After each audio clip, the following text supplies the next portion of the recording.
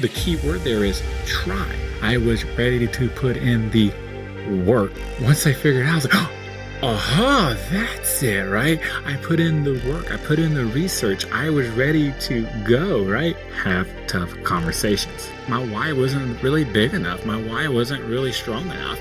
It puts more of a drive, puts more of a motivation in you. It might help your why out a little bit more on to succeed. Okay, guys, this podcast, we're actually going to break up the podcast into 2 episodes because it was just such a long podcast, a lot of good stuff in both episodes. So we're going to do part 1 and then part 2. So this is part 1 of the podcast. Just wanted to say that real quick before we get started. This is the Gastric Life Podcast. I'm your host, James Pugh. Pew, pew, pew, pew. All right, guys, be real with me for a second. Is that a funny intro? Do you like the intro? Pew, pew, pew, pew. I like it. I'm a child, though, so you guys let me know in the comments below if you guys like it or not. I'll be, I don't want this just to be what I want to do in here. I want this to be what we want to do in here, right? I want this to be our podcast, our baby, our, it's 2023. Maybe I shouldn't say baby. I don't know anymore, but you know what I'm saying, right? Like, I want us to have input together on this. So if you want me to try different things, if you're watching over at on YouTube or listening over on YouTube, let me know in the comments below. I promise you, if you give me something silly to do, I will more than likely at least try it once to see what the feedback is like. But I want to talk to you guys today about preparing for surgery, having the right mindset before going into surgery. The most important thing I did before surgery was to prepare. And I don't mean I prepared by going through this, right? This is something the hospital gave me. And, I had to go through it. There were certain things in here I had to do for my insurance and stuff. Certain things the hospital wanted me to do, which, to be honest, there are certain things that are in here that are on this list. But these are things I had on this list before I even went and had my first session with him, my first consultation. Did I say that right? Consultation? You guys are going to get it real here. If I mess up a word, we're going to leave it in there and keep on rolling. But yeah, I wanted to, try to master all these things that I did before surgery, right? And the key word there is try. Like, did I master everything? Well, I'll give you a little bit of a sneak peek. No, absolutely not. I probably failed a lot more when I first started out with this than I succeeded. But the point is, I tried. I showed up. I was ready to put in the work to make this a success. And you'll know why I had to do this as I go through these steps. So if you are thinking about going through surgery, this is going to be a great podcast to listen to because you're going to get things that I did that might help you on your journey before having surgery. So sit down if you're not sitting down, buckle up if you're driving because we don't want you to crash, and, get us something to drink. I got some coffee right here. I'll take a sip of it. And you're getting sound effects and everything with this mic, and get ready to learn. I would suggest if you're sitting down at the house somewhere, maybe even writing these down. These are great tips. Some of them are better than others. And, I'm going to give you 8. I'm going to give you 8 things that I did before surgery to prepare for surgery. Let's break it down and get into step 1, which is research. What do you think? This is going to be some magical thing that I was going to give you something that was going to cause you to have a breakthrough moment? No, these are simple things I'm going to give you that I had to be oh, wow.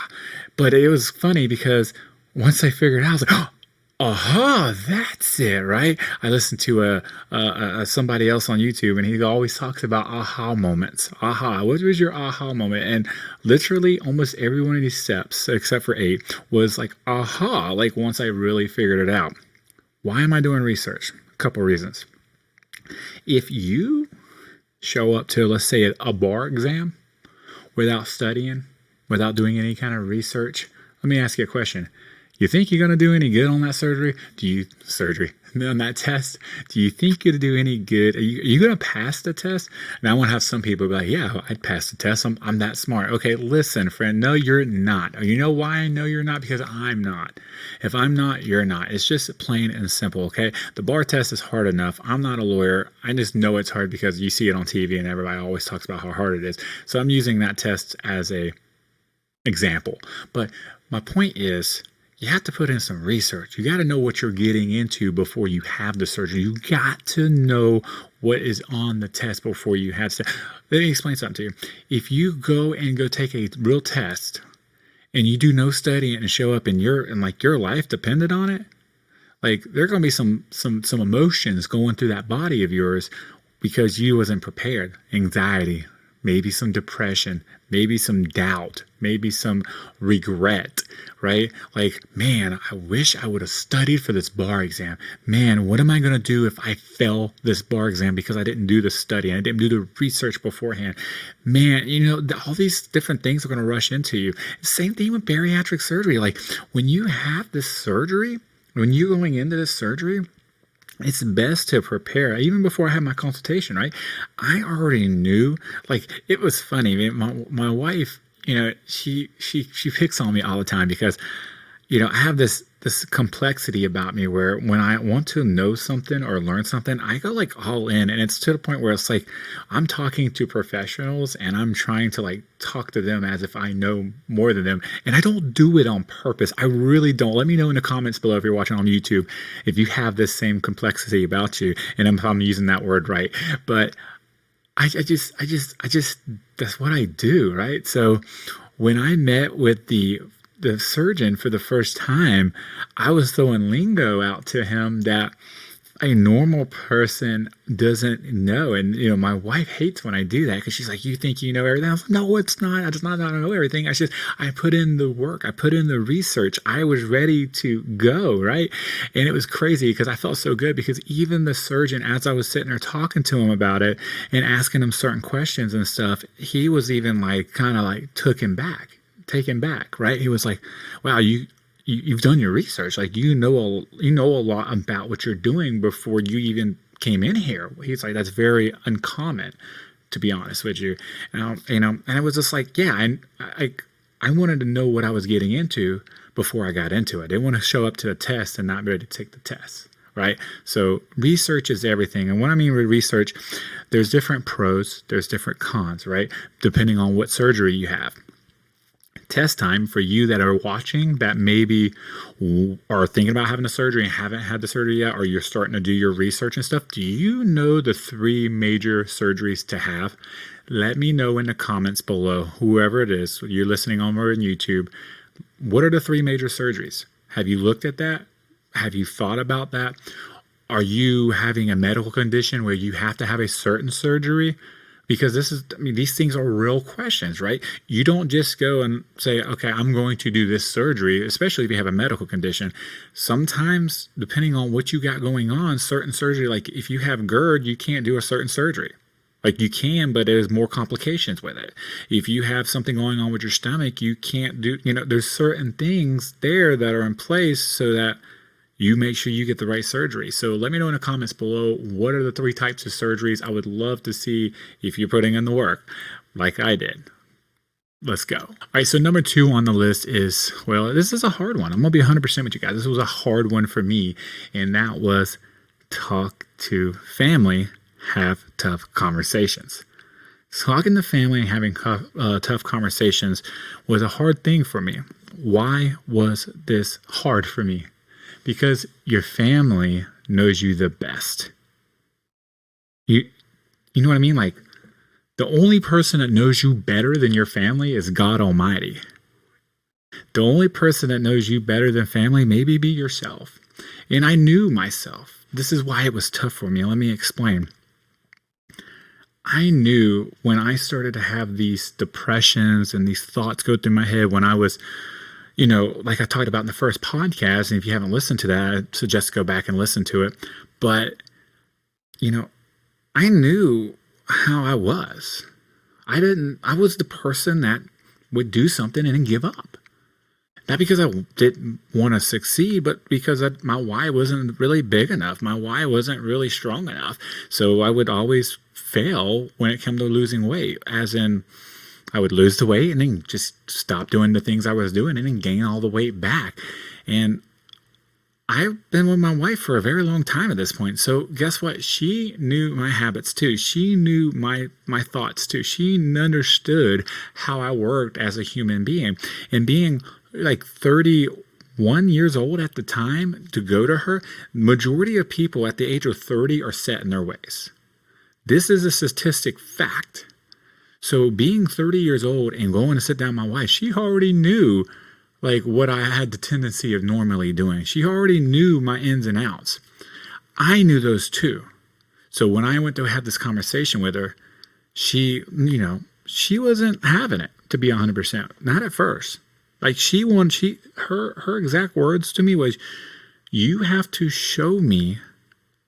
So you have to show me that you are willing to put in the work, pretty much, so that she can get behind me. She was supportive in the fact that she didn't want to see me go do something that later on I would regret because I went and gained the weight back. She knew me. She knew this is a cycle of things I go through, losing weight, gaining it, losing weight, gaining it. And she didn't want to see me be a failing statistic on a revolving door of people that do pass and people that do fail. I didn't want to be on the failing side. I wanted to be on the passing side. She didn't want me to be on the failing side. She wanted me to be on the passing side. So I had to have these tough conversations with her.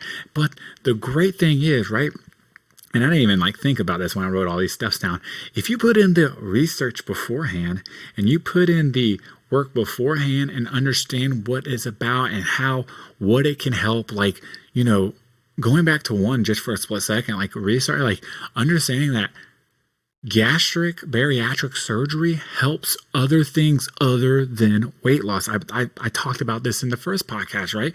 Where it helps with diabetes, it helps with sleep apnea, it helps with pre-diabetes. There's so many things, high blood pressure, like there's just a lot of tough stuff it helps with. So when I went to have that tough conversation, my wife already, to a certain extent, knew that I was already putting some work in because she knew I was doing the research because I had my ducks in a row when I went to go talk to her. So make sure you have your ducks in a row when you go talk to your family members, pretty much. Don't show up to the test without studying, without putting in the research. Come on. It's simple, isn't it? It's simple. But having those tough conversations, guys, is something that you're going to have. And it's something that needs to be had, right? Because when you have those tough conversations, it puts more of a drive, puts more of a motivation in you. It might help your why out a little bit more on to succeed. And it was something like when my wife said she didn't know if I could do it because she knew my patterns. It put a little bit of a drive, a burning passion in me to prove her wrong. Husbands and wives, you know what I'm talking about. When your husband or your wife tells you you can't do something, you ain't going to be able to, you best believe I'm going to be putting in 110% for at least a little while anyways to prove them wrong. And this is something I did. I'm just being real, straight up, I did. And she knew that I was doing it too because she saw a lot of changes happen real quick. So it was good. Good conversations to have, must have conversations, in my personal opinion. This is what I did anyways. Let me know in the comments below if this was something hard for you to do when you first started this journey. Number 3 on the list is going to be start to change eating habits. Eating slower. Now, this is something that I tried to master. And I'd be honest with you guys, like I still struggle with this at times. Like, I love food. I said this I keep saying a lot of things I said last episode, but it's the truth. I love food. And sometimes when I start eating something and it's really good, I'll start eating fast. And then I have to like stop. Like I literally stop and like, I'm eating this too fast. And I literally just put it to the side and give myself like 5 minutes even to make sure I haven't eaten enough already, because what I used to eat and what I eat now is two totally different portion size by a lot. So putting in the work beforehand and starting to master your eating habits. What are some ways that you can do this? What are some ways that I did this? Number one was HelloFresh. I'm not a sponsor. I'm not anything, but let's be real. HelloFresh sends you a box with everything in it, portioned out. Keyword there, portioned. It's already portioned out. Don't be the person like I thought about being in ordering enough for 2 portions just so I can have more on my plate. You know what I mean? Like, I love food. Things that went through my mind, like, oh, I'll just order more so I can make more and eat more. Simple as that. No, start the process now. Get that portion, eat that food, and feel hungry afterwards. That's what I did. I'm not even joking. How do you eat slower though? What is a trick that I did in the beginning to eat slower? And it's this right here. I played on my phone a lot. I actually played my phone to a point where I got in trouble with my wife because I was always on my phone. But yeah, what I would do literally is I would take a bite of food, I would put my fork or my spoon or whatever I'm eating down, and I would scroll through Facebook or, TikTok or whatever for about a minute. And then I would take another bite. Or, maybe not a minute, I don't know. I just knew I was scrolling before I did another bite. Now, I'm not telling you this is something you need to do or should do. This is just something that helped me personally out because I can already see people like, oh, that's unhealthy. It is. I had to learn afterwards that, hey, I need to figure something else out. I was spending way too much time on my phone and, it became unhealthy because of that. Now, it wasn't unhealthy doing it while I was eating because that was helping me, but it got to a point where I was doing while I was eating and then all day afterwards, all throughout the day, all throughout the night or whatever, just being on my phone. And that's what came unhealthy. So if you do this, just be self-aware of you not being on it 24/7. Be there with your spouse when you're supposed to be there with your spouse. Explain to your spouse. This is actually something I did. I explained to her that, hey, look, I'm going to be on my phone during dinner because dinner time is a me and her time. But for a little while, I want to be on my phone during dinner because it helps me eat slower. And I'm trying to master eating slower. And she completely understood. It was when I wasn't eating and I was still sitting there on my phone that became a problem. So I just wanted to throw that out there that if you do this, make sure that, you don't make it a habit or a problem down the road. All right. I think we understand now eating slower, HelloFresh, meal planning, stuff like that are the way to go. And then using different things. If you did something other than your cell phone, I would absolutely love to hear about it. Maybe someone else can hear about it below and it will help them out on their journey. So please, please, please post that below so that we can all help each other out and be a great community here at the Gastric Life. Number 4 on the list is going to go ahead and start not drinking 30 minutes prior and 30 minutes after eating. Now, I will throw this out there. This is what the surgeon literally told me. You can rinse your palate, but it's good practice to go ahead and get into not drinking before and afterwards. When I mean rinse your palate, I mean like a super small sip. Remember, once you have surgery, your stomach is this big coming out of surgery. There's not a lot of stuff that can go in there. So by you eating and then rinsing it out, throwing water on top of that, you're just going to push that food through a lot faster, and you're not going to get the nutrients from it like you're supposed to, and you're going to end up having some vitamin efficiency issues and stuff like that, feeling weak or something like that. Trust me, I know I had this problem not because of not eating right or drinking or anything like that, but not having the right vitamins and not having enough protein in my diet. That's a different episode for a different day. But yes, go ahead and get used to this. Now, this was super, super, super hard for me because anybody that's ever been out to eat with me, anybody that knows me personally, knows that I have an issue with drinking a lot of like sweet tea or soda when I'm out to eat. Pretty much, let me explain it like this. When the waitress comes to take our order, I used to, and I have done this several times, ask for a pitcher to be brought out for me. Because by the time someone drinks one glass themselves, I have drinking 4. 3 to 4. Yeah, I drink a lot of fluids. I think this stems back to me as a child. One of the rules that we had at my house was you can't have anything to drink until you eat your first meal, your first plate of food. And because of that, I think as an adult, that was like somewhere in my self-conscious to where, oh, I'm an adult now. I'll do whatever that I want to do.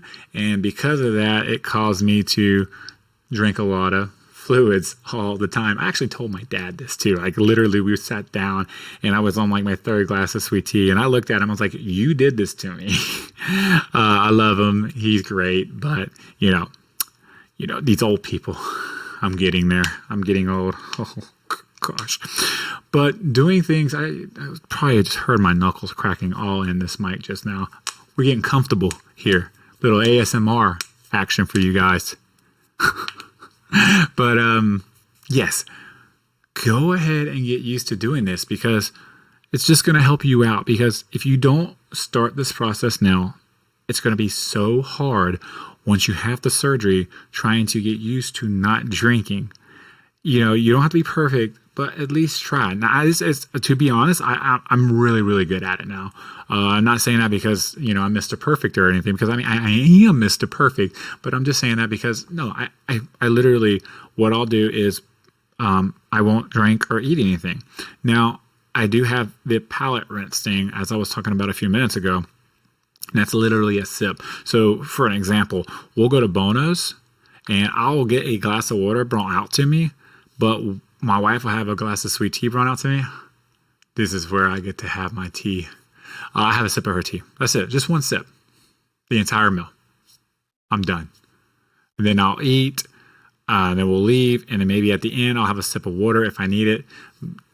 Again, I'm a year out now. So my stomach has stretched back out a little bit. That's to be expected. Don't freak out if that happens. If you think your stomach is stretching, it's going to. That's the process if you had the sleeve surgery like I did. But the point is, I can go without it. Like I noticed tonight, for example, I had my food, and about an hour later, I realized I had nothing to drink beforehand, nothing to drink afterwards, and I literally was like, I was actually kind of feeling hungry. So I picked up some water and took some water in just to kind of like put something on my stomach. And yeah, put in the work beforehand, get used to having, no drink, no fluids or anything before surgery. This is just going to help you. I promise you guys. This is what I did anyways. Again, try it. Let me know if this is something you struggle with in the comments below. Number 5 on the list is working out. Yep. Go ahead and get used to doing this. This needs to be part of your routine. You're going to have questions about loose skin. I have had questions about loose skin. I have been asked why I don't have a lot of loose skin losing 200 pounds, right? Or having some muscle there. How do you think that happened? I was totally looking at myself in the camera lens over there too. How do you think this happened? Well, it happened because I worked out. It happened because I drank water. It happened because I did the things I was supposed to do. I put in going back to number 1, the research beforehand to figure out how to not have loose skin. So when I had the surgery, it was easier not to have loose skin. I do have loose skin. Let me throw that out there. I've lost 200 pounds.